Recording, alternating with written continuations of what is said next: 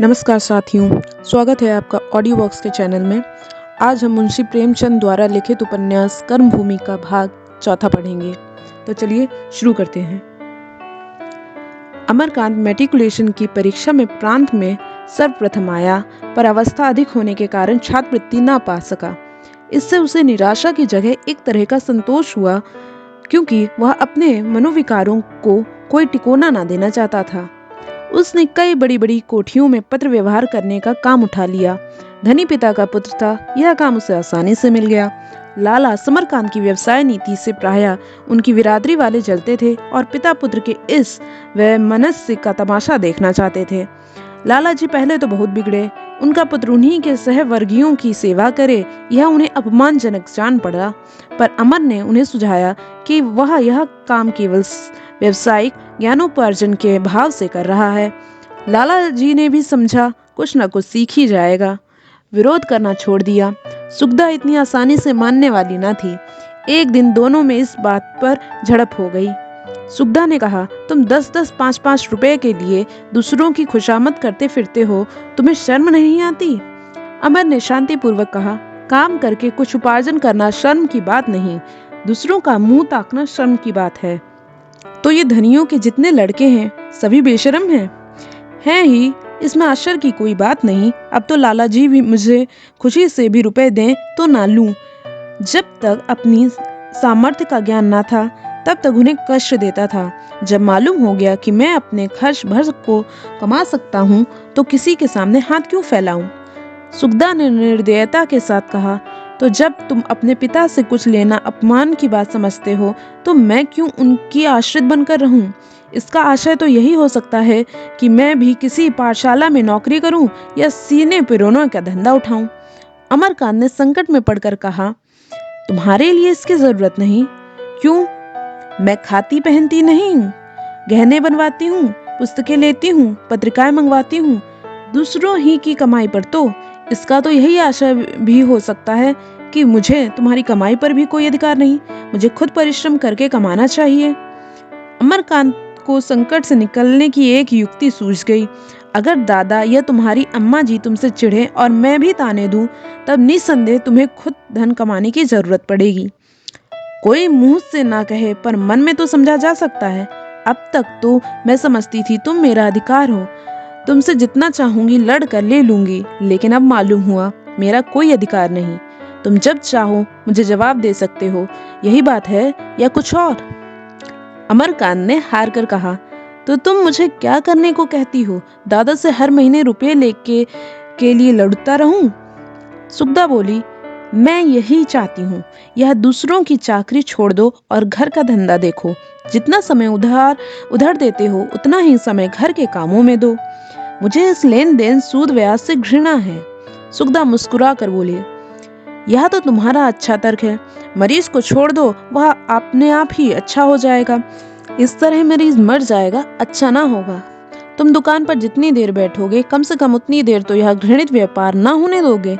यह भी तो संभव है कि तुम्हारा अनुराग देखकर लाला जी सारा काम तुम्ही को सौंप दें, तब तुम अपनी इच्छा अनुसार इसे चलाना। अगर अभी इतना भार नहीं लेना चाहते तो ना लो, लेकिन लाला जी की मनोवृत्ति पर तो कुछ ना कुछ प्रभाव डाल ही सकते हो। वह वही कर रहे हैं जो अपने अपने ढंग से सारा संसार कर रहा है।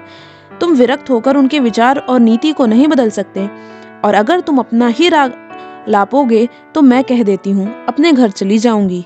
तुम जिस तरह जीवन व्यतीत करना चाहते हो वह मेरे मन की बात नहीं। तुम बचपन से ठुकराए गए हो और कष्ट सहने में अभ्यस्त हो। मेरे लिए यह नया नया अनुभव है। अमरकांत परास्त हो गया। इसके कई दिन बाद उसे कई जवाब सूझे, पर इस वक्त वह कुछ जवाब ना दे सका। नहीं उसे सुगदा की बातें न्यायसंगत मालूम हुई। अभी तक उसके स्वतंत्र कल्पना का आधार पिता की कृपणता थी। उसका अंकुर वे माता की निर्ममता ने जमाया था।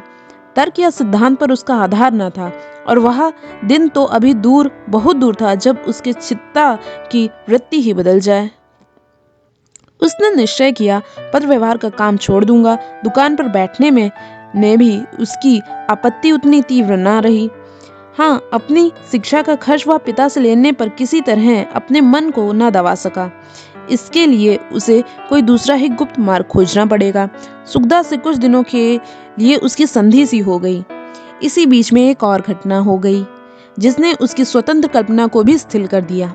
सुखदा इधर साल भर से मैके ना गई थी। विधवा माता बार बार बुलाती थी। लाला समरकांत भी चाहते थे कि 2-1 महीने के लिए हो आए, पर सुखदा जाने का नाम न लेती थी। अमरकांत की ओर से निश्चिंत ना हो सकती थी।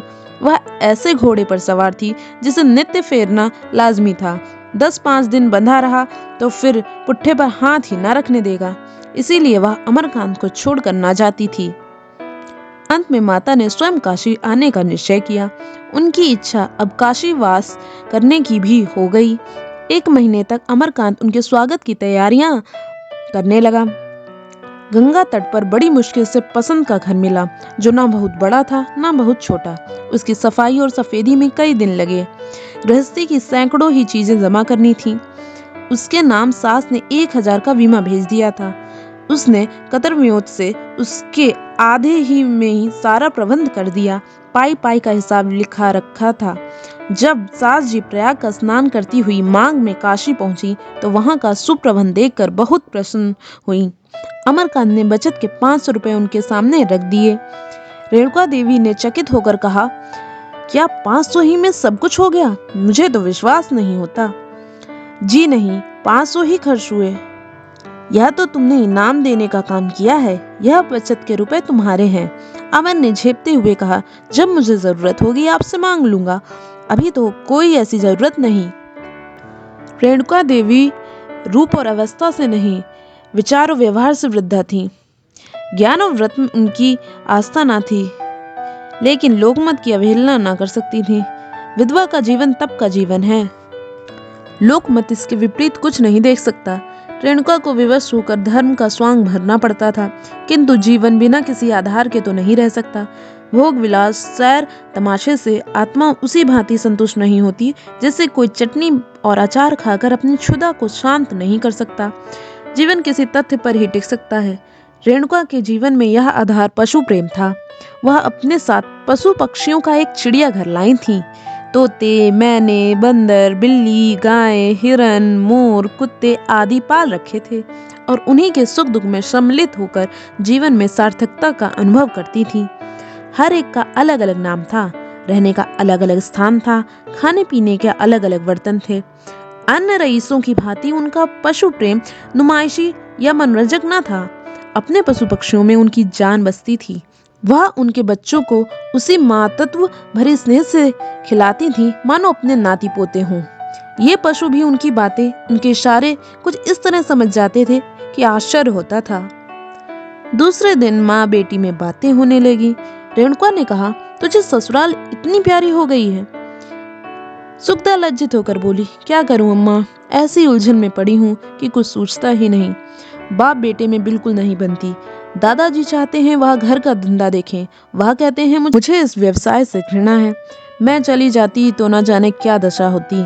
मुझे बराबर खटका लगा रहता है कि वह देश विदेश की राह ना ले। तुमने मुझे कुएं में ढकेल दिया है और क्या कहूँ। रेणुका चिंतित होकर बोली, मैंने तो अपनी समझ में घर वर दोनों ही देखभाल कर विवाह किया था, मगर तेरी तकदीर को क्या करती। लड़के से तेरी अब पटती है या वही हाल है। सुखदा फिर लज्जित हो गई। उसके दोनों कपोल लाल हो गए। सिर झुकाकर बोली, उन्हें अपनी किताबों और सभाओं से छुट्टी नहीं मिलती। तेरी जैसी रूपवती एक सीधे साधे छोकरे को भी ना संभाल सकी। चाल चलन का कैसा है। सुखदा जानती थी अमरकांत में इस तरह की कोई दुर्वासना नहीं है। इस समय वह इस बात को निश्चय आत्मक रूप से ना कह सकी। उसके नारित्व पर धब्बा आता। बोली, मैं किसी के दिल का हाल क्या जानूं। अम्मा, इतने दिन हो गए, एक दिन भी ऐसा ना हुआ होगा कि कोई चीज ला कर देते। जैसे चाहूं रहूं, उनसे कोई मतलब नहीं।